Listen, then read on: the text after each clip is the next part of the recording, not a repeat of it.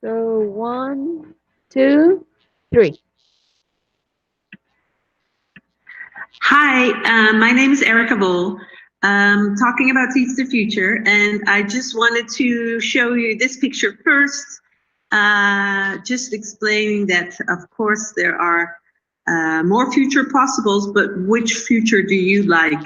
And we play with these lines to show you that there are different futures and that depending which route you'd like to take, there are different outcomes. So let's start about talking about futures. And why do we talk about futures? Well, we think that with Teach a Future, young people are the makers of their own future and that of the world around them. So therefore, I joined Peter Bishop, starting Teach the Future, and bringing together a community of advocates, bringing futures thinking into education. Because I also think that this is not only important to learn in school for young kids, because they go to school to prepare themselves for the future, and they learn mostly about the past and the now, but they're not taught about the future. And of course, the future doesn't exist, but you can learn skills to anticipate the future better and maybe to design the future. So doing that, not only teaching futures thinking into education, it also stimulates teachers to understand how futures thinking might work and how they could help transform the education system. So why I think it's important that when you're able to envision futures, it's easier to make sustainable decisions in the now, meaning that if young children know that there's change and that they are not afraid of change, but they embrace change and they see it as something part of life, part of a fun thing, then they're much more inclined and empowered to anticipate, be flexible, and deal with this change. And then the next step after, if you're able to deal with this change, could even be that you feel empowered to also influence this change. So being a change maker, being able to influence your own future and maybe taking it a step further, also influencing the future of the world around you and maybe even of the planet.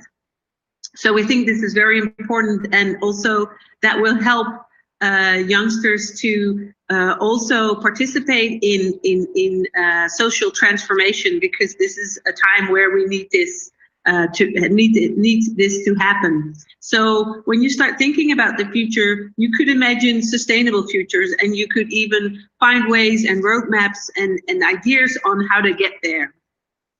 So embrace change as a positive thing and being able to influence it for the better.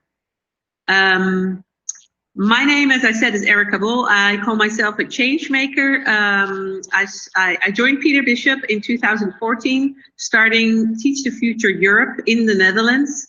And this is my little niece, Sophia, who I believe if we do this, that we can help her create a nice and better future. So as said, I'm located in the Netherlands, and this is what, it's in Dutch, but I'll translate. This is what they say here in the Netherlands. Raymond, who's a boy, said, I wish we would have had future instead of history as a class. So this also shows that children are ready to deal with the future and to actually start creating this. So what I did here in the Netherlands, and also helping and bringing this further in Europe and now globally, is that we, for instance, have two little lessons here, one for kids at younger age and one for older age, 17 to 19. And they're just two little sort of 20 minutes lessons, which are where we explain how you can teach the future and how easy it is to start future thinking in your classroom. And the first one with the little kids, 10 to 12, is more about a philosophical discussion. And the other one with the older kids is about different scenarios and which scenario they think is ahead of us, or which scenario they would like to be ahead of us. These can be found on YouTube, just typing in the names of those two lessons. And another thing we did here is that we have a lesson book, Educating the Future for Teachers.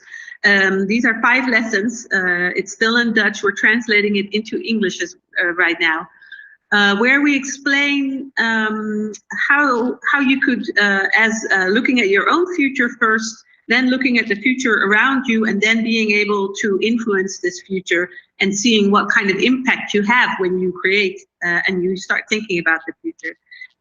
Making it, starting every lesson with a mindful exercise, and ending the lessons also by explaining what happens and why the teachers are doing this. And what we especially try to do in this kind of lessons is not just teaching them and explaining what things are, but making them do things, and even dancing, role-playing, theater, building the future. Because when you start using, not only thinking about it, but also building it and experiencing it, it helps you embrace much more. So another thing also, because we'd like to promote this future thinking, is that if you just have lessons, it goes to teachers, but nobody notices. So what we did is that we designed the children's, it's called in Dutch, the kindertrendreden. It's we have a king, and he presents how he sees the future every year. So from that, there were trend watchers in the Netherlands who decided to also present what they see as the trends of the future. And we asked children also to say how they see this future. So this is the children's version of what they see and what they would like the future to look like. And we even added some advice for our mayor to help him to create this future that our youngsters really would like.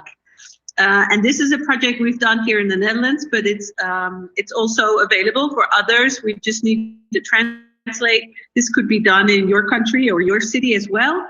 So it's just designed to make it visible, so that people actually see what children do and think about the future.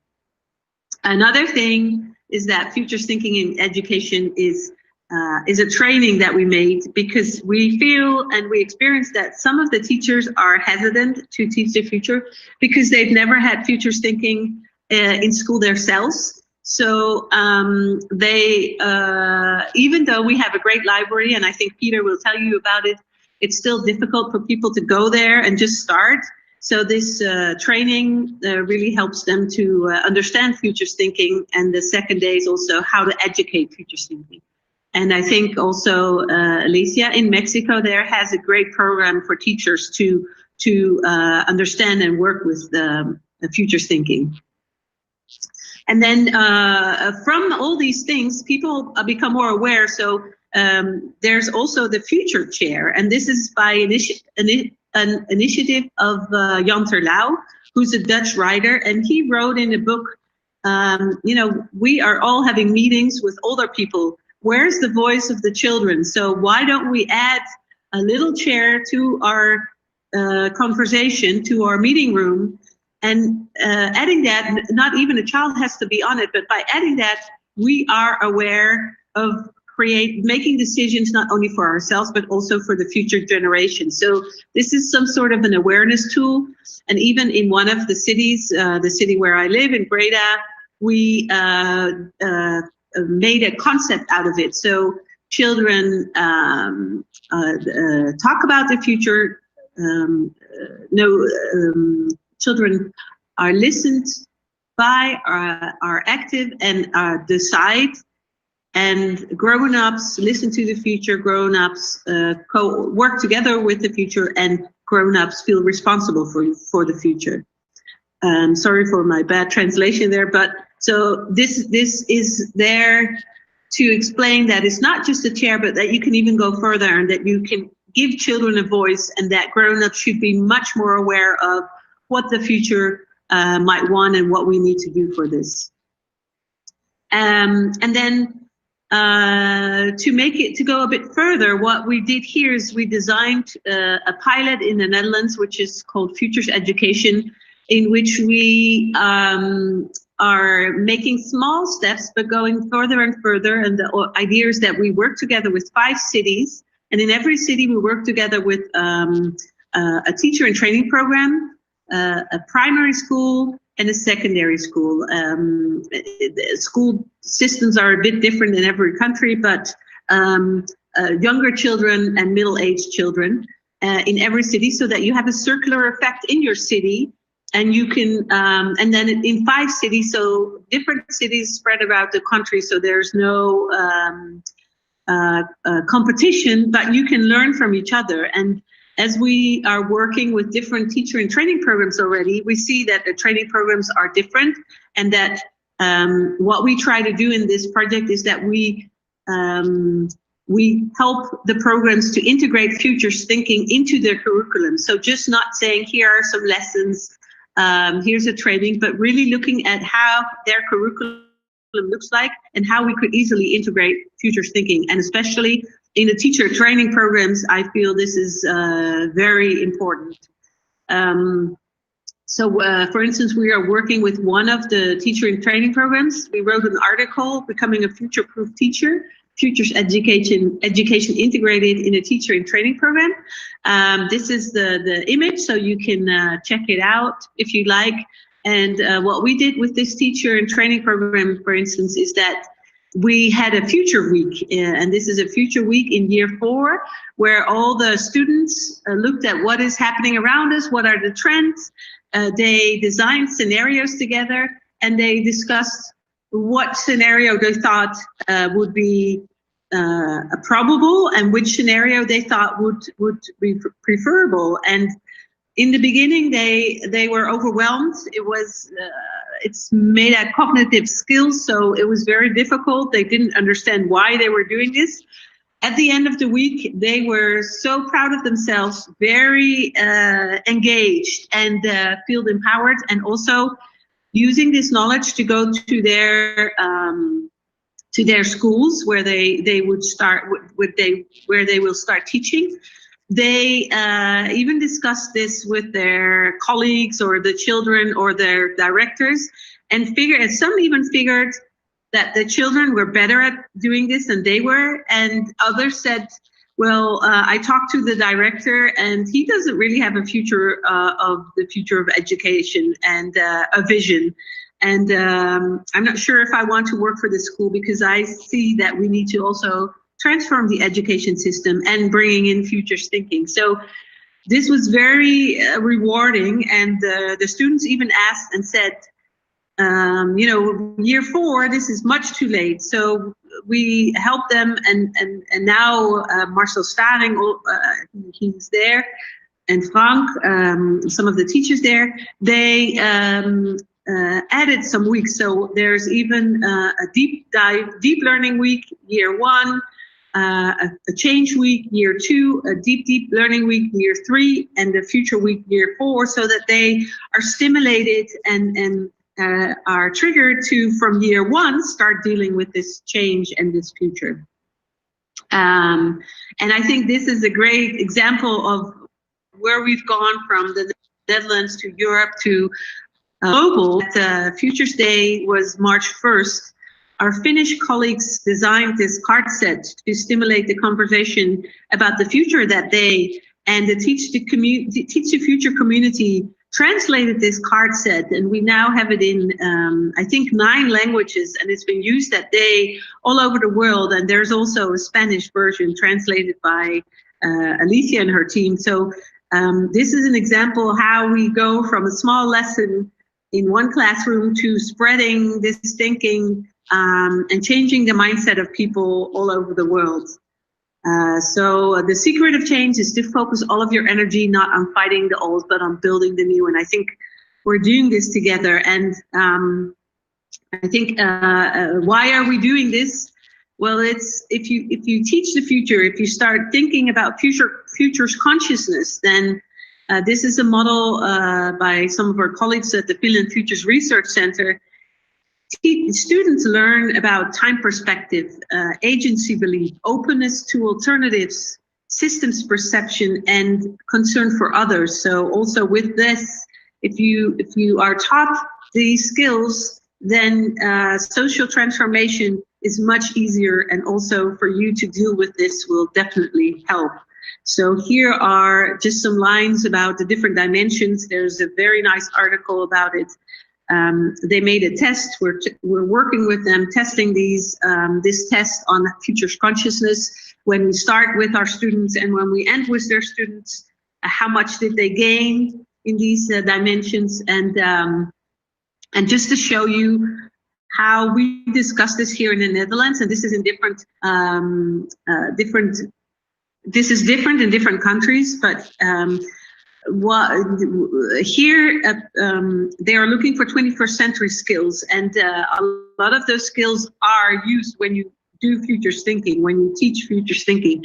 And in this little model, it shows you in one part is sense making, so logical, critical, analytical, systemical thinking, and the other part is change making, and this is design thinking, imagination, creative thinking. And on the cross marks of those thinkings are empathical thinking, because you learn how to think in different time zones, in different futures, in different people's minds, and especially why this really helps us. The future doesn't exist, so nobody's right. There's not a wrong or a right answer. So here, people listen to each other, and every idea and every crazy thinking is important. So there's much more empathical ways on how to communicate and talk to each other. And the upper part of this model is also anticipation, because you need to shift between worlds, between time zones, between change. So these are the skills, and I can explain it in much more depth another time if you like, but these are the skills that you use futures thinking when you start to think about the future. And then these dimensions, these are what you gain out of that. And just to show, these are the 21st century skills that are used in Holland, in Belgium, in some other European countries.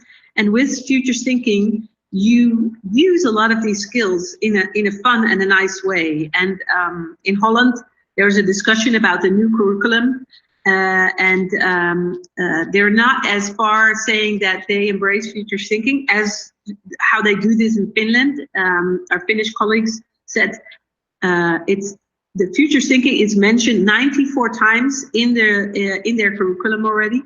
Here, we're not that far, but at least they're saying it should be more future-oriented. So we are growing, building, and hopefully when people are ready, they will find us.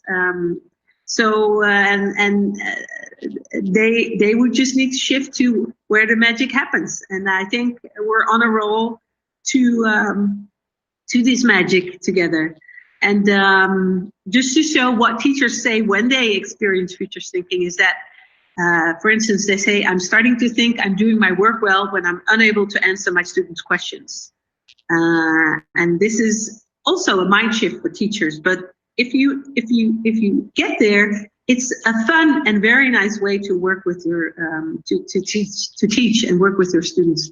Another one, seeing kids shine again, giving them the strength to keep going.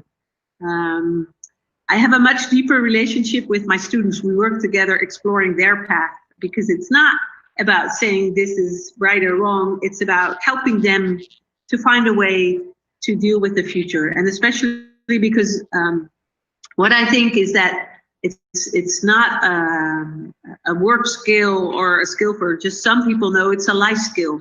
Everybody has a future, and it's important that we help them to understand and help them create their own future. And the last one, teaching the future allows me to experiment with the virtue of not knowing. So change is also a chance, and I hope you will also join us, and future education, going to future-proof society and systems. would definitely help. So I hope you will join us. And whenever you have any questions, just feel free to reach out. And looking forward to meeting you in the future. Thank you.